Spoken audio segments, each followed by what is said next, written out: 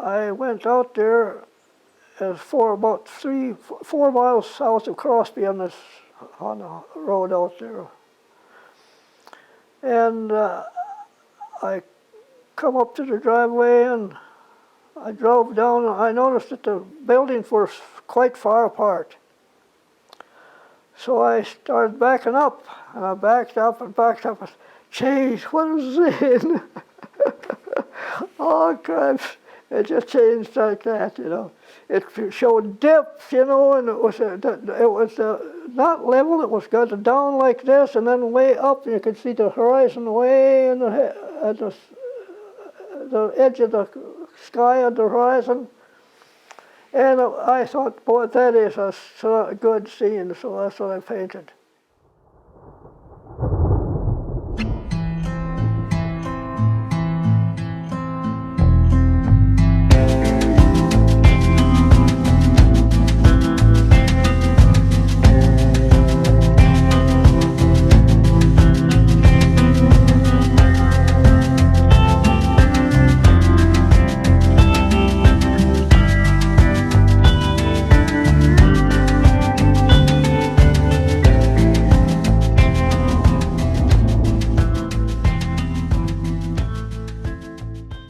My name is Norby, Van Allen Norby, and I was born in 1922, so I'll be 100 years old this coming October.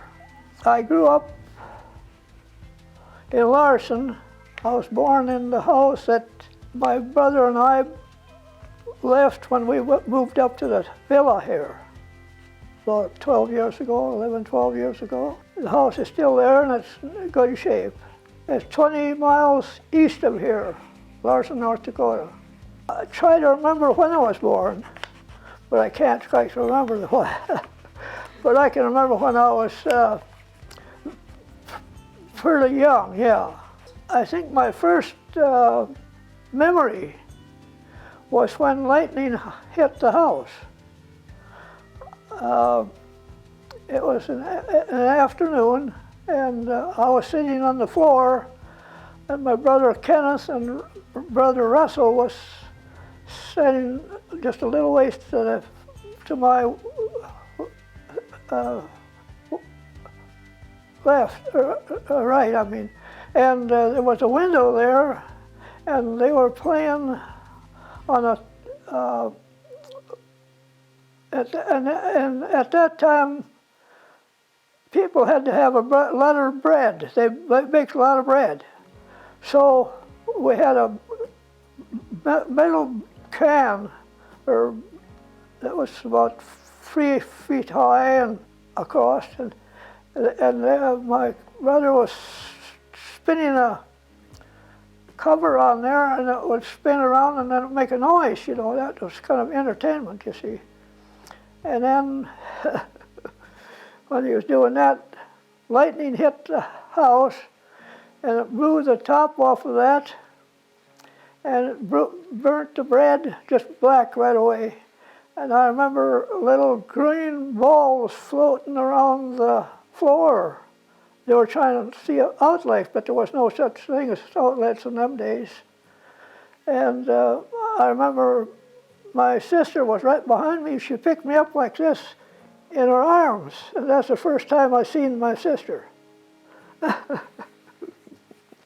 That's my first memory.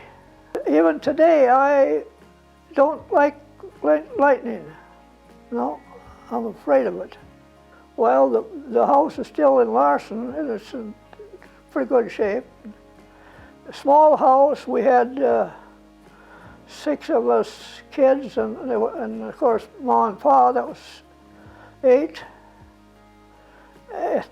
And in the house, and we didn't think nothing of being crowded, you know. So there was more than 1 or 2 in the bed. And things weren't very convenient either, you know. There was no indoor plumbing, and but we didn't know better because we never seen anything better. My parents were John and Julius Shummy Norby. They were born in, Pa was born in Minnesota, Todd County, he called it. It's southeast of Fargo. My mother was born in what's it, Lanesboro, I think it was.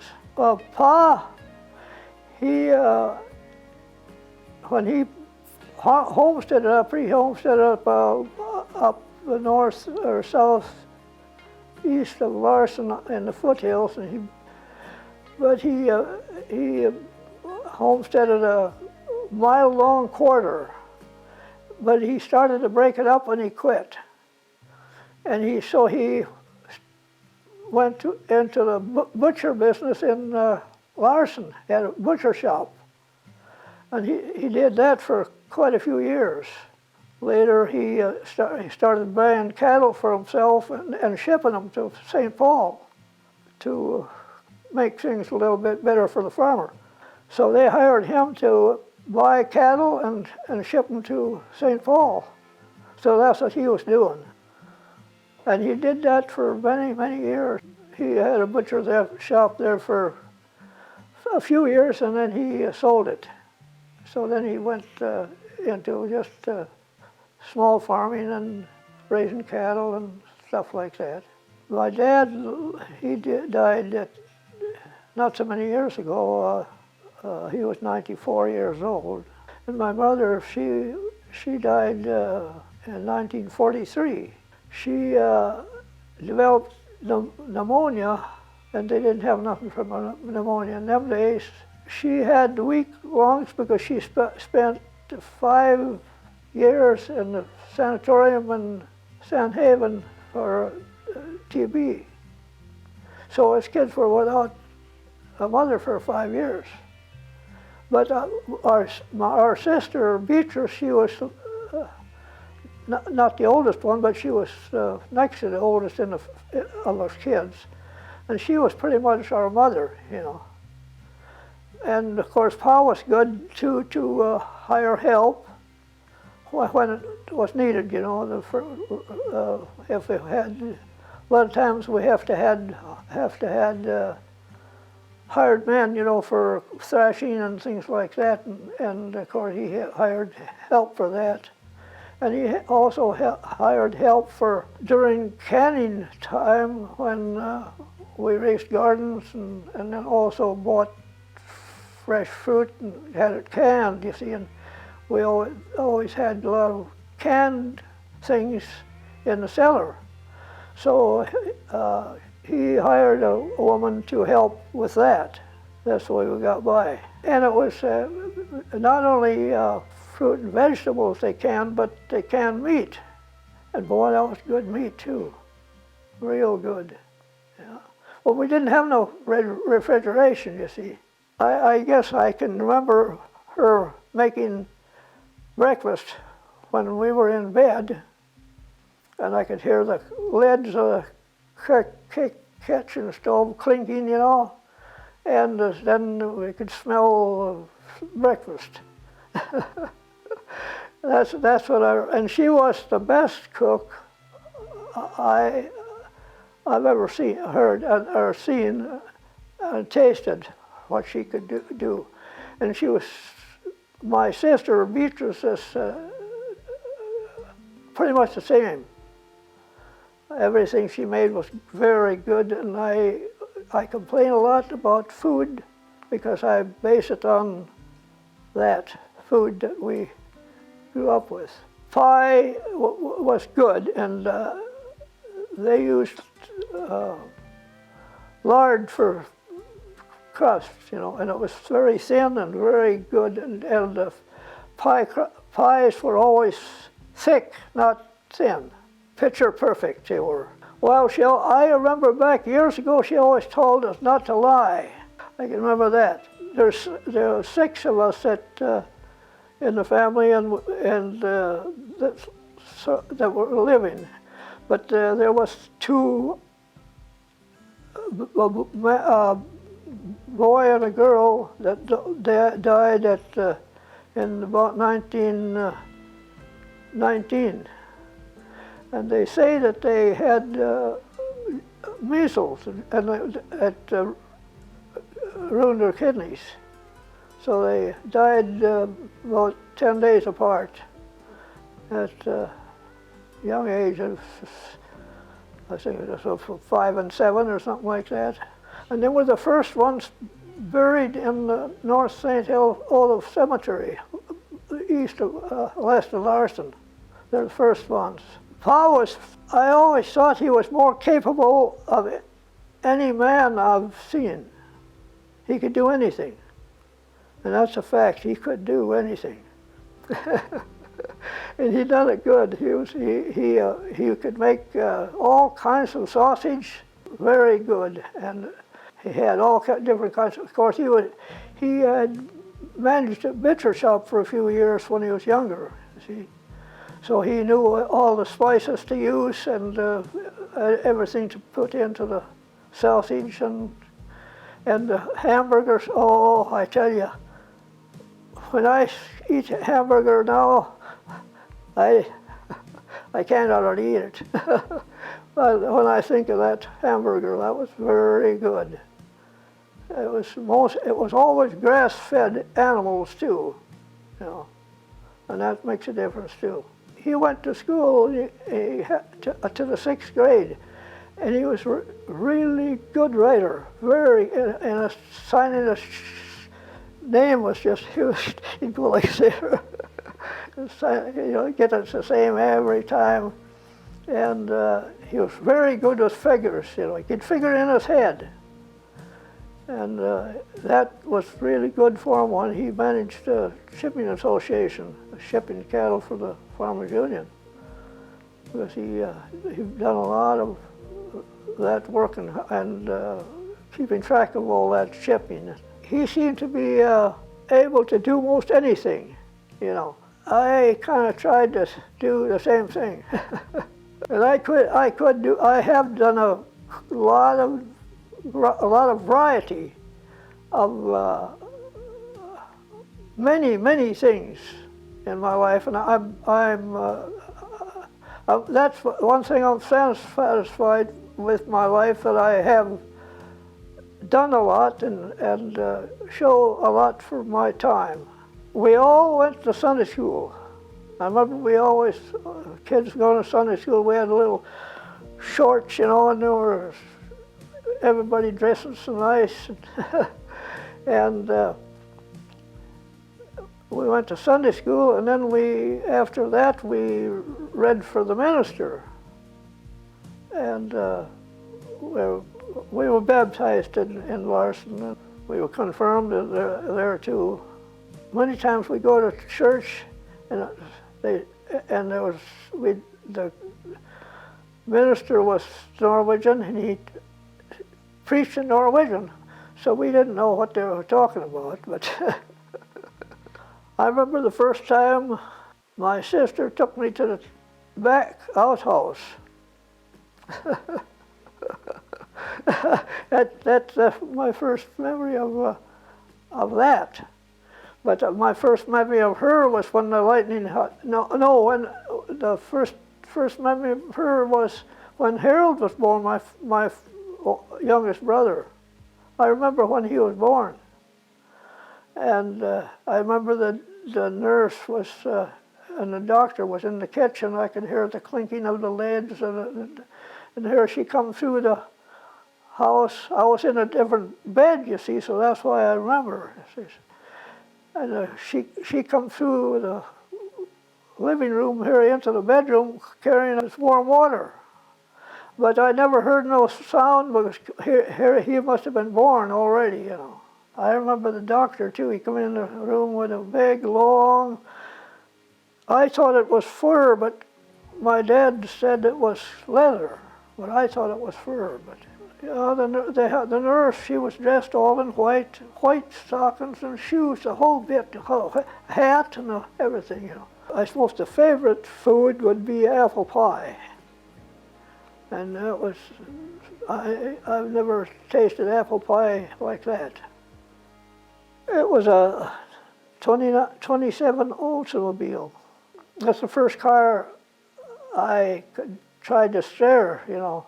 I sat in Pa's lap, and it steered, so you had to keep on like this, you know. It would go like that on the road. And it never had much power. When we go down to the pasture, we'd have to go over a little hill, and we'd have to shift getting up there. It wasn't a very big hill either. Well, I went to high school. Well, I didn't like school, and I wasn't a good student. I never was. You know,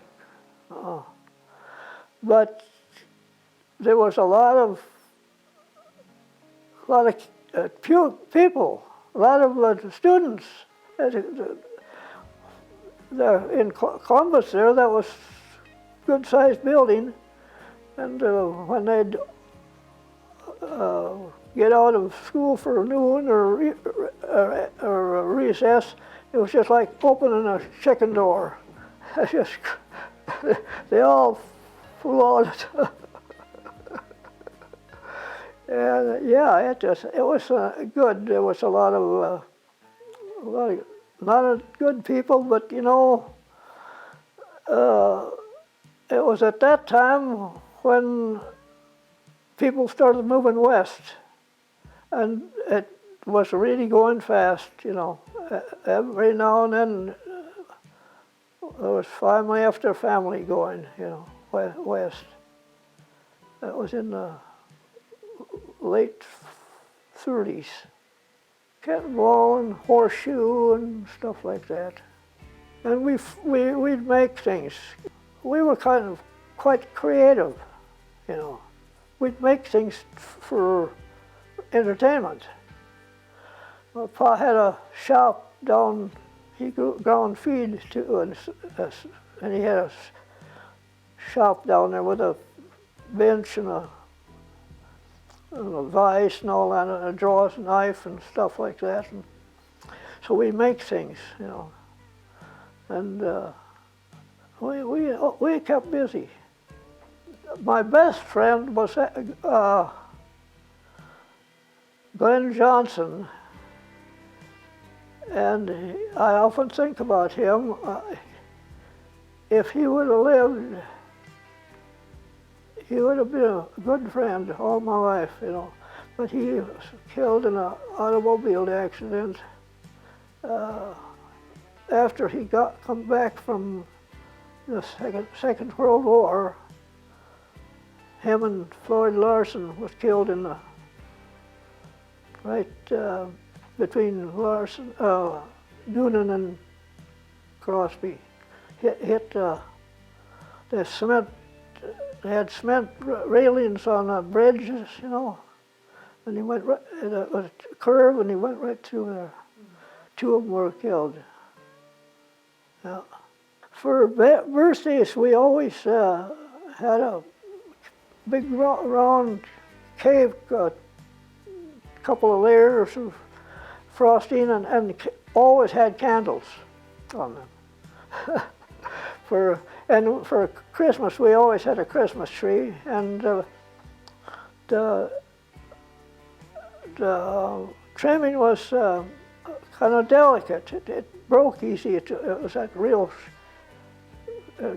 nice-looking glass, but we had some, but usually they kept on breaking. And then it was candles, not electricity. We trimmed the tree with popcorn and cranberry. When you're that young, nothing really is a challenge, you know, and we developed a good work ethic, and we knew if there was something to do, it had to be done. And so it didn't bother us to work because we knew it had to be done. And I think that stuck with us all our life. We didn't have much land. I think that for years, I think Pa rented land from the state. Well, he did have land back in the 20s, and when the 30s come, he lost it, you see. So but he rented it from the state, and we farmed that for a few years, and then it come up for sale, so I bought it. I remember the first tractor was a cross motor Huber tractor. It was a light built tractor, 4-cylinder, and it had high wheels, quite light built, but it had a fast motor in there and a very sensitive governor. I can remember it just speeded up, and it was unusual for them days, you know. Real snappy motor it was, yeah. And then he had a Minneapolis separator, wood. It was there was some iron in the frame, but the rest was wood, and it was a kind of a gray, blue-gray color. And that was mainly what I drew in when I was started drawing that thing. I can still remember what it looked like. I didn't have anything to do with putting on the crop in when I was about 20 years old. It was when I started. Otherwise, I'd done chores around the place. I didn't do any farming. It was horses at that time. But I did experience using horses for seeding and haying, thrashing, all that stuff. But I did do quite a lot of seeding with horses, 4 horses on a 12-foot drill. But then that was bigger than a 10-foot. Pa didn't want a summer fall. I didn't agree with that, but he didn't want a summer fall, and without fertilizer, you can't stand a chance, you know. But he kept on. He didn't want to buy fertilizer, so, and he didn't want a summer fall either.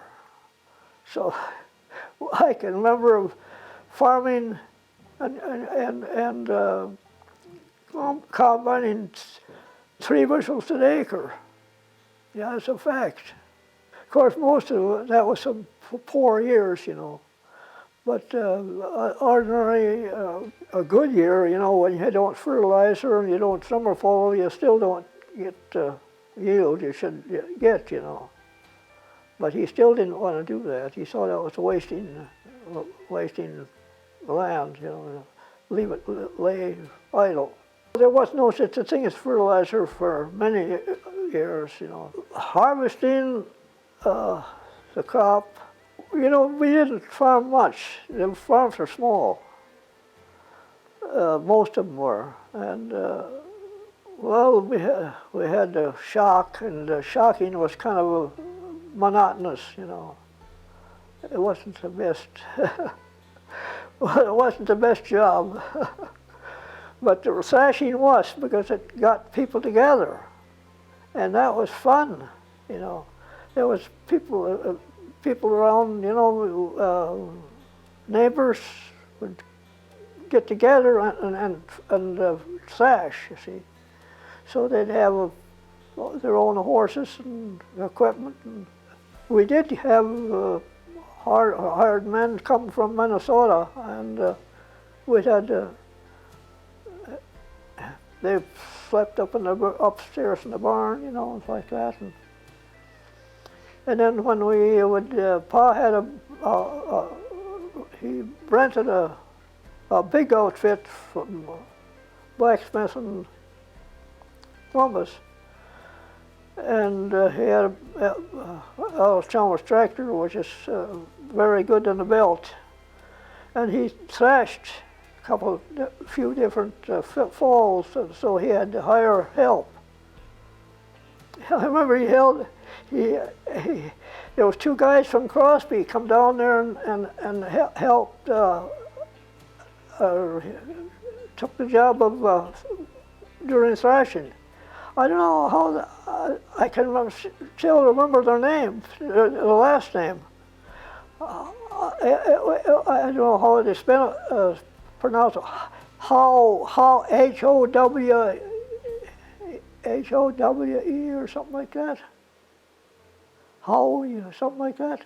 There was two brothers, real nice guys, but they come down there and helped us farm, helped us thrash. I mean, first you gotta cut it with a binder, and then we gotta shock it. And Pa, you see, he always had a thrashing machine, so he hired help. Before I was too young to do. He had a large machine, so he had to have quite a few bundle teams. But later on, we had a smaller outfit, and then I was young, older too. So I suppose I done pretty much the same thing as what the others did, haul bundles and then shovel the grain. You had to shovel the grain, No such a thing as a low auger. Augers, they come away way later. Pa had help when the farmers come. There was a woman, an elderly woman, good friend of Ma's, and she helped during thrashing. Yeah, that's the way that went. Had to, because there's a lot of men there. And some come from Minnesota, and some probably come from down south someplace, following the thrashing, A lot of hobos too on the railroad, looking for work. And there was no such a thing as thrashing, and that was, when I think about it, that was a time that never had happened before. Drought and depression at the same time, and that was pretty bad. It was hard on a lot of people, but I tell you, Pa was very good. We never went without anything. He was really good. He was capable of doing most anything. The 20s were good. I don't remember them, but I kind of sort of remember that there was new cars bought, things like that, and never heard of any problem with farming, but us kids were young and everything was fun, And but then along come the drought and depression, where the sky was full of dirt and grasshoppers, and I tell you, it was that dirt come from, I suppose, way up in Canada even. The sky was just, that was just common for having a real dirty looking sky, you could just see the sun white up there, so you could look right at it, Yeah, and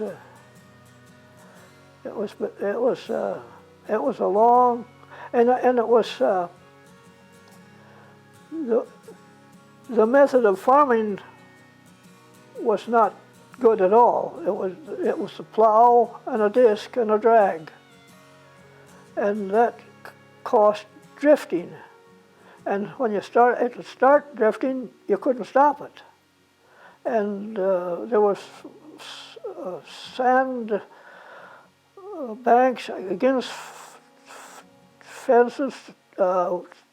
These thistles, the tumbleweeds would get into the fence, and then the sand would come and pile up in there and cover the fence. So that was common, just common.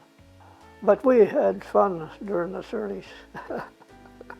It didn't seem to bother us kids at all. But we did know that things had to be done, you know. But so if there was something to do, we did it because it had to be done. When you were young, everything is fun. But then, and we were young at that time, you know. As you got older, of course, you change. They did every year. They'd plant and a lot of years it wasn't cut, you know. Bad, real bad. At that time, you had the summer follow, otherwise you wouldn't get a good crop. That was just something you had to do because it did preserve moisture and also fertilizer. But then you had the problem with it drifting. That was another problem. That's why they did crop every year, is they had to take a chance on getting a good crop, you know. The government had a program to plant these rows of trees, and that was a good thing. More people got into planting trees too. But the homesteaders did a good job on planting trees. Practically every homestead had a nice grove of trees around the place. And then, of course, a couple along the 30s, and it wasn't good for the trees. A lot of them died and weren't replaced. I know that I had to stay home because I had some responsibility. So that's why I just thought I was going to be a farmer. And that's why I was not put into the army, because I was helping farming. And my youngest brother, Harold, the one that's in here now, he went in place of me because he was in school. You see, and I was farming, and they put me in a certain class that I had to be home to take care of help on the farm. And then my brother Harold, or Russell, he went in the army, and I had a brother Norman. He was in the Air Force. Yeah, I'd have gone. I didn't think nothing of it, you know, but I just done what I had to do. And Harold, he wound up in the Philippines. My brother Harold, that's in here. Well, it didn't change for me, but it sure changed for other people.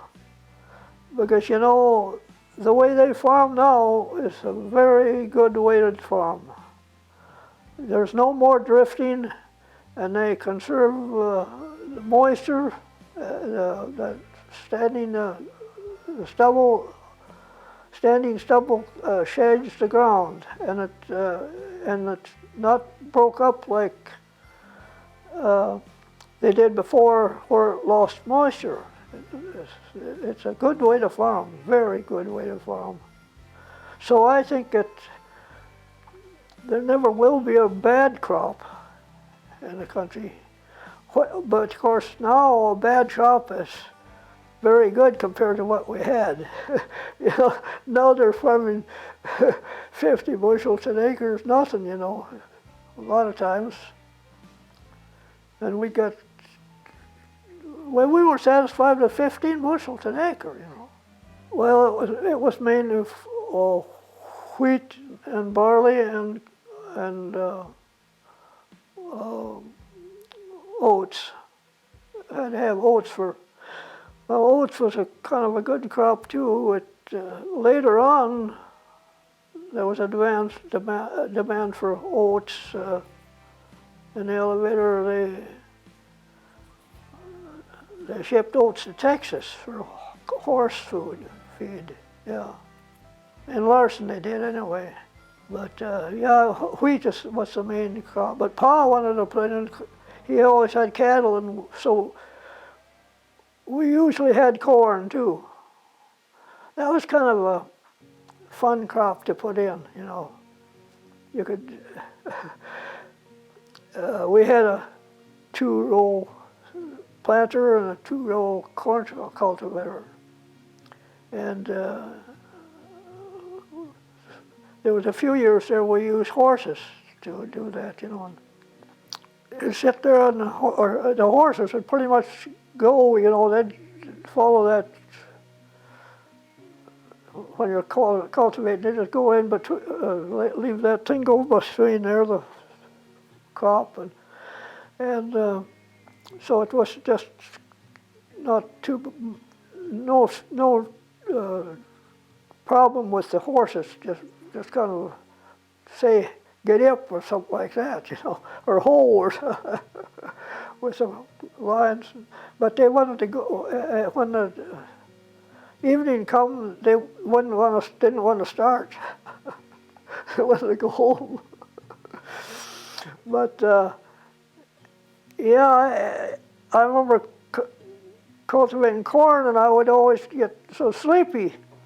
So I took this hard candy, and then I took a piece. Each time I got to the end of the row, I'd take another piece. So got me awake. Well, I had a sense of accomplishment by fixing old machinery and making it go. I never bought a combine over $1,500, and I never bought a drill over. I bought a good drill for $1,200. It was a hoe drill, but it worked good. It was a 12-foot. Yeah, and repairing, you know, a lot of repairing and things like that. And we had to overhaul tractor, old little Chalmers, you know. We done I don't know how many times we've done that. Overhauled it. Fixing, always fixing things, you know. Not too much buying. Of course, now you can't do that, you know. You can't fix now because it's too complicated, you know. It's way different. Yeah. And of course, we didn't farm much, you know. It wasn't much. But with the equipment we had, it was good enough, you know. And we didn't figure on making much money, just a living. That's really what we had in mind, you know, make a living. Well, it was kind of a relief in a way, but then again, in a way it was enjoyment, you know. It wasn't, we didn't mind it. I suppose there's some years where we got more rain and we got so used to it we don't. One year it was yeah, well, there was a lot of years when I was younger that most of the farmers left, and there was all kinds of land laying idle in the country. You know, it don't seem possible, but it was. I think they would just lose it because they couldn't make a living. And they'd take off always to the west, you know. Yeah, I remember one time Pa and I went to Auctions Hill, west of Larson. And it was Pete Peterson, his name was, I think. And it was a typical 1930s day. You know, I didn't want to get out of the car when I got up there because it was northwest wind and the sky was hazy and the sun was just white, you know, and the blowing dust. And I often thought about that farm. It was a small farm, and it was a bachelor. and he was selling out and going west. And I often wonder what kind of a I imagine he didn't have hardly nothing, just to get rid of it. But anyway, I went with Pa, and I wrote that in a notebook, and I'm trying to find that notebook. I wrote in there that about this, it was a certain year that I went to this auction sale. It was on the paper, printed, that Peterson sale, I was there, I said, and I can't find that notebook anymore. and that's the one when I laid in the car. It was, I didn't want to get out. But it was in the car. It was nice and sunny, but the wind was blowing, and I can just about imagine what he had for sale. You might say just a few head of some skinny cows or calves or something, and a few dishes and very little else. Yeah. So I remember before that there was a young couple of guys that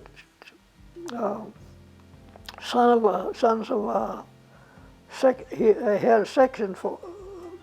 He was section foreman in Larson, and one of them was hired to go out up there and herd cattle for him, and he was there for a few days, and then he come back and he says he found a mouse in his milk.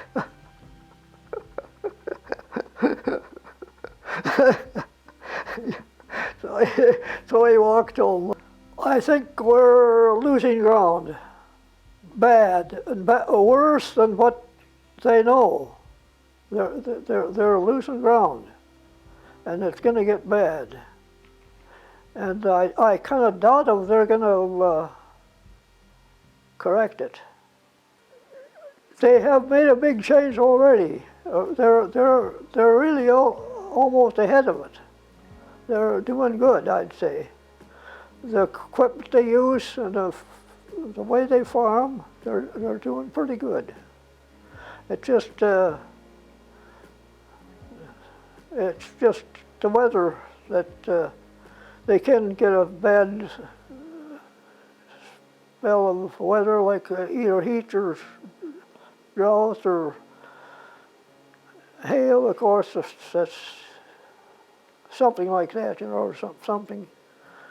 But no, they're doing a good job, I think, farming. Yeah, I'd say stick with it. It's the best job in the world.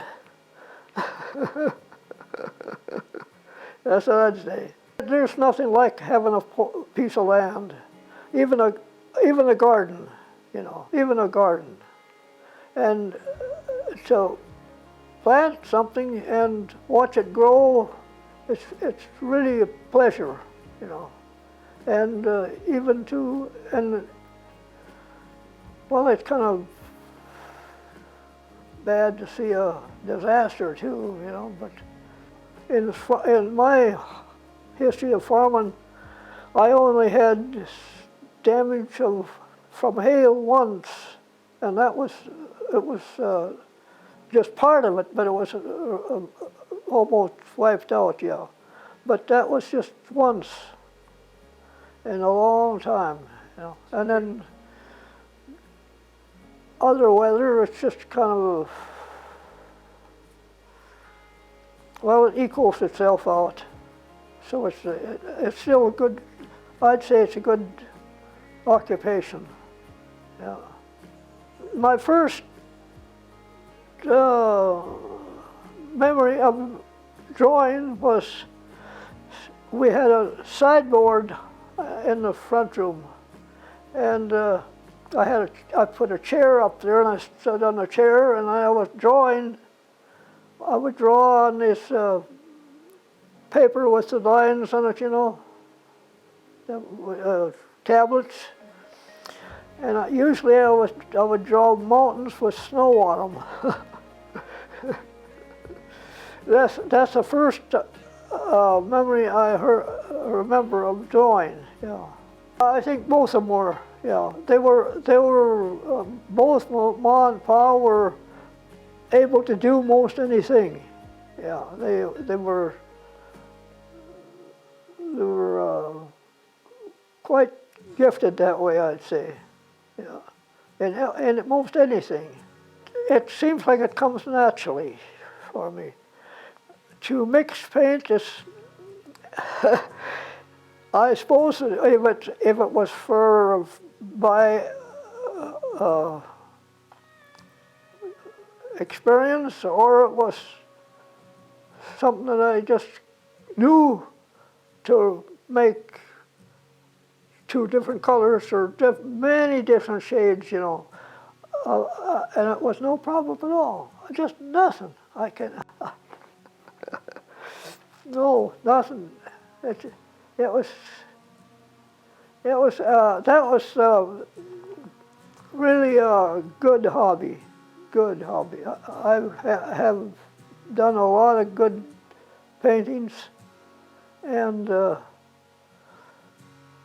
I don't know if I ever did a real bad one. Well, the hardest part is to start. You know, when you start, you don't have nothing to look at. You gotta have it in your head, you know, and that isn't quite like looking at something. To start is the thing, you know. And the more you and I don't finish. I keep on going, kind of over it. All of it was part of it, until all of it, that the parts go together, you know. That way it gets to where it's more like it should be, you know. And if you do something over here and make it, finish it, and it won't seem to work by putting something over here. Satisfaction, I did it for satisfaction. When I was satisfied with something, it helps, you know. My favorite thing to paint is an abandoned farmstead, because there's a lot of thought there. Who come there? Why did they come? What did they do? Where did they go? Do they ever come back? Yeah, that's what I think. And them farmsteads, it's got a hot history. All of them farmsteads got histories, and there's very few of them left. They're just about all gone now. And then people, you know, they come and made a living there and built up a farm, and some different things made them go. Not everybody had the same experience, but most of them, I suppose, had, well, they got a certain age, I suppose, and wouldn't make a difference. But most of the changes was back in the early 30s, you know, or late 30s, I mean. That's when the experience of the 30s changed people from farming to trying to get something else. And that's why they left the farm, a vacant farm. That's why I like to paint them vacant farms at the old windmill and well, I always felt content. Yeah. It was, but that is my favorite thing to paint, though, is a vacant farm, because there's a history there, and you can kind of imagine what things were like, you know. Well, the painting that is more, I paint more of fine detail and correct is the one I got down here that I give to the villa. The reason I got that is because I got a phone call from a guy in California. He was had a real estate business, and he wanted me to paint the farm that they had back in early days in south of Crosby. And I said, well, I don't know. I said that I probably will take a run out there and take a look at it and see. And I went out there for about 4 miles south of Crosby on the road out there. And I come up to the driveway and I drove down and I noticed that the buildings were quite far apart. So I started backing up, and I backed up and backed up and changed. What was it? Oh, crap. It just changed like that, you know. It showed depth, you know, and it was not level. It was got down like this and then way up, and you could see the horizon way at the edge of the sky on the horizon. And I thought, boy, that is a good scene, so that's what I painted. And that is really the best one I'd say I did, yeah. And I got others too that's very good, I'd say. I painted first ones, you know, I got in here. I don't know how I did it. They're damn good. Yeah, it's easy, you know. I can't do that anymore. It was easy. And the hardest part, like I'd say, is the start, because you haven't got nothing to go by. You know, it's in your head, you know, and you keep on doing little here, and little here, and little here, and little here, and you go by what you're doing there to do this correct, you know, so you get it all correct. Oh, it gave me a lot of satisfaction and I have the sense of not wasting time, you know. There was no time wasted, yeah. Because you know, when you do something and you're satisfied, you don't waste time. Well, you know, everybody should have a certain amount of art, because if they don't see anything around them. That's a fact. They should go out and sit out here in the porch and look at sky. Look at not just once, but many times, and see the different kinds of, and look at shadows. I think of art as shapes, shadows, colors, reflections, and that puts it all together. But I do get a lot of satisfaction out of artwork, yeah, and it's like I say, it should. A lot of people should have it, but there is some that, well, I suppose actually everybody should have it in a way, so they have sort of an idea, you know, of things. Otherwise they don't, you know, if you do have a sense of or trying to figure things out of what you see, you will observe things more, you know.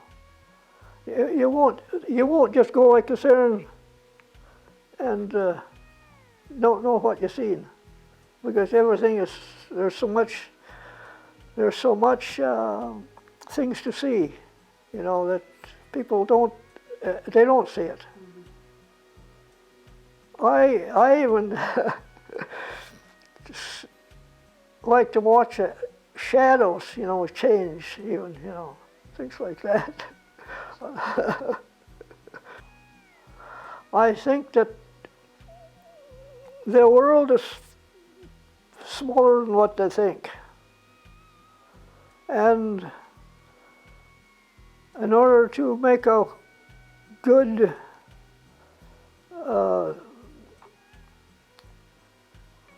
life for everything on earth, there's got to be cooperation. And otherwise it goes backwards. And a lot of things are going backwards. Life isn't, this world isn't to taking things for granted, you know. And things are abused, and some things are, well, look at what's going on today, you know.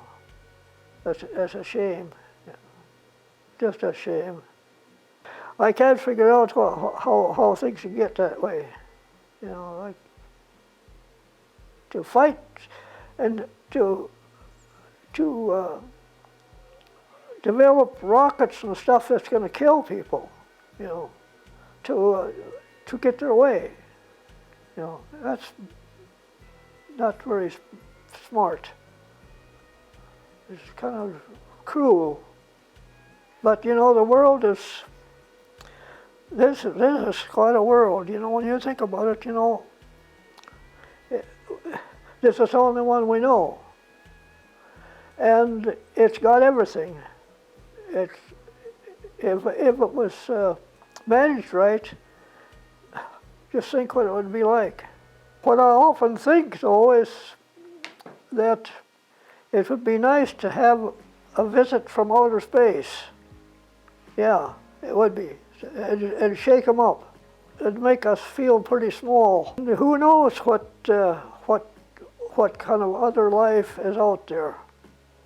You know, I believe in science, I don't believe in religion. Science is a proven fact. They don't publish nothing unless it's proven. Life, there is a pattern that's gone through time to where it is today, you know. Everything changes in time, everything. Look at the history of the fossil. What fossils show them now, you know, proves a lot of things. And you got to go by that. That's all there's to it. You got to. These scientists, there's all different kinds of scientists, but they're very good and very thorough, very thorough. They do a lot with finding fossils, you know, finding new ideas. I really do believe that we are a descendant of a monkey species. It's too bad. I often think it would be nice if there was another hereafter, you know. Because I often think about the people that didn't have a chance to live, you know, and had, or it's not good. And so many things that are happening, if I had any control over anything, I'd correct it. Yeah. We don't know what holds the universe together. At one time it was chaos. It was one planet hitting the other planet. The moon come off from the Earth by a hit by something, and so we got a moon. They're so good now. They know what's going to happen. They got the equipment to but there's some things that they probably, in the future, probably will not be able to do anything about, like that one that hit the Yucatan Peninsula, 66 years ago. That, I think they could never have done anything about it. It was too large. That was large. And that's a proven fact right there, It made that splash and it changed the composition of some of that soil that's not anyplace else, but it's the only way it can get that way, And that layer is all the way around the Earth. It was so much in the air, you see. It's all the way around. It's a certain layer that goes back to that time. So it's proven, and it's going to happen again, But and they say, I don't know. Humans will probably do away with themselves. That's the way we're going. And another thing, it's epidemics. It could wipe out the human race, We haven't been here a wink of an eye. It's nothing. People don't understand that. Gosh, I got books in there that show scales, of what's taken place from the very beginning up until the end here, and it's a proven fact. That's what's happened. But I'd like to see I would like to see something from outer space up here, but the scientists are so good now. They know this thing that they sent down here just lately. That's got that camera that's so very much stronger than anything else we've ever had. We haven't had no results from it yet, but they're going to see. They're going to see beyond the Big Bang, I think, or something like that.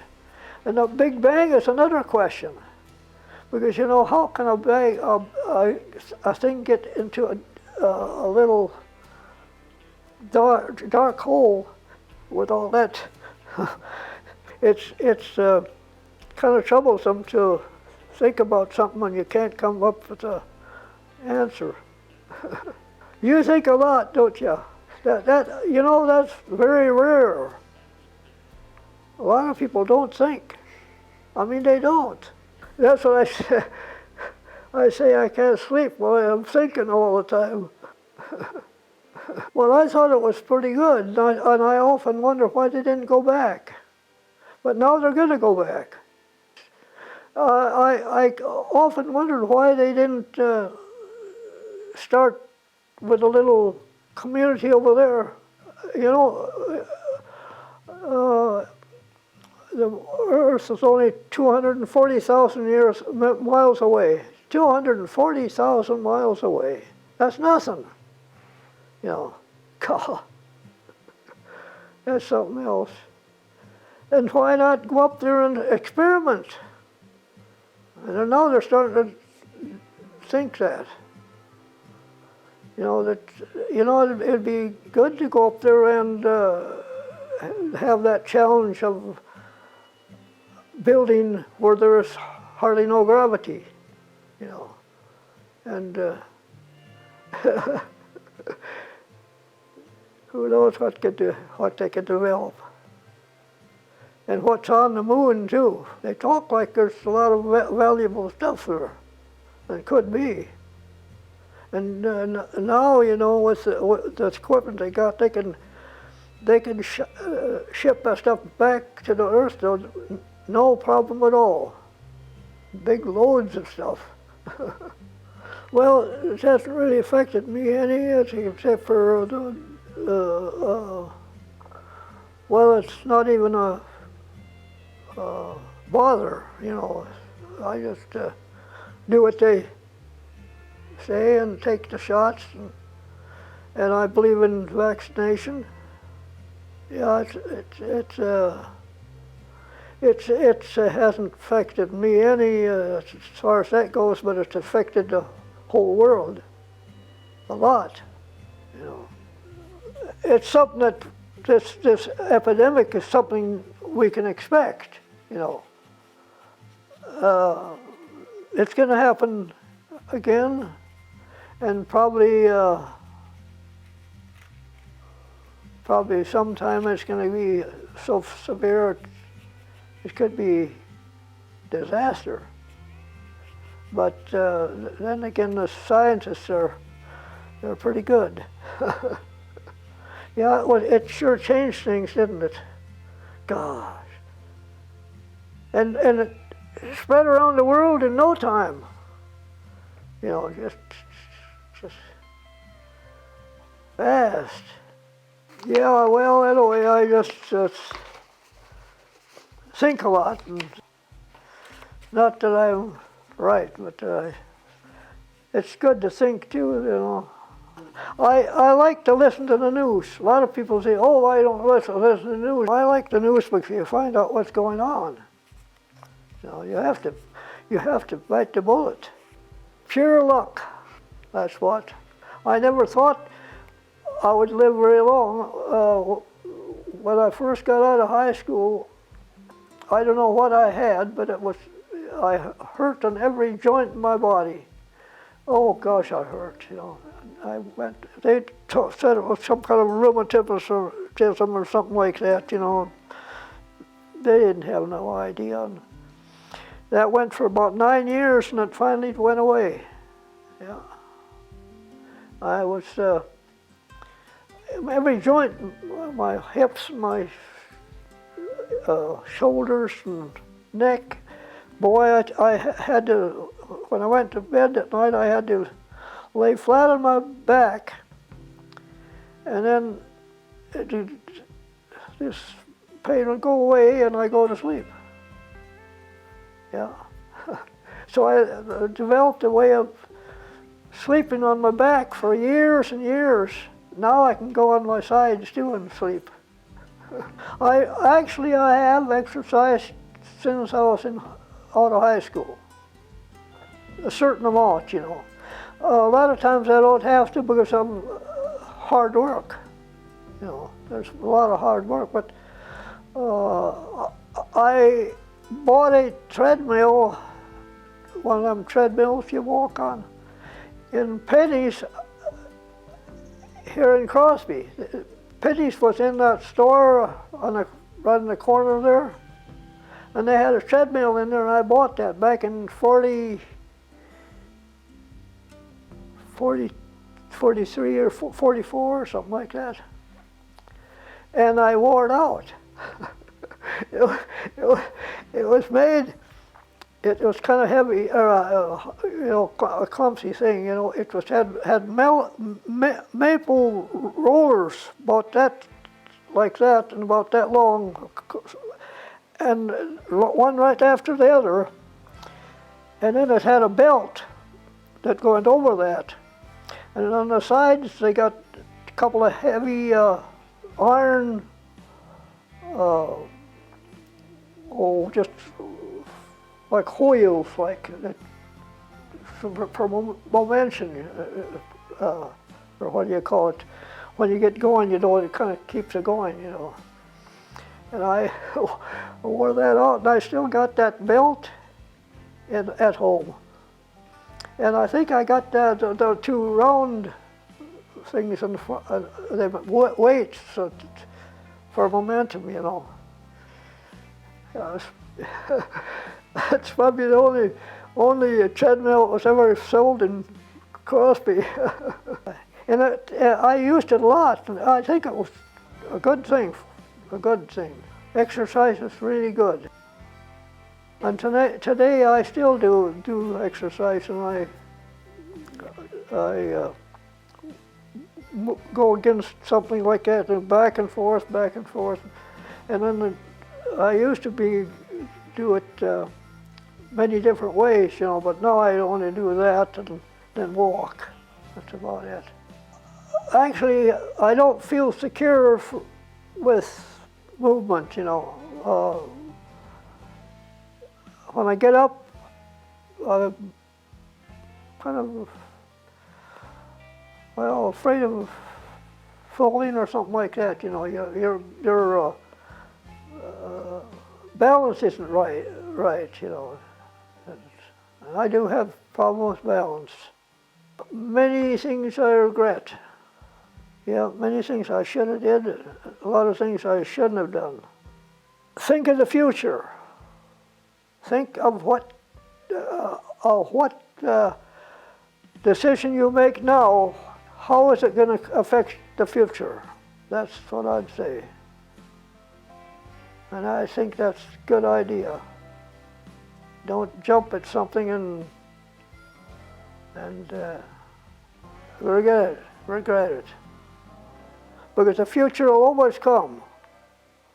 So that's what I'd say.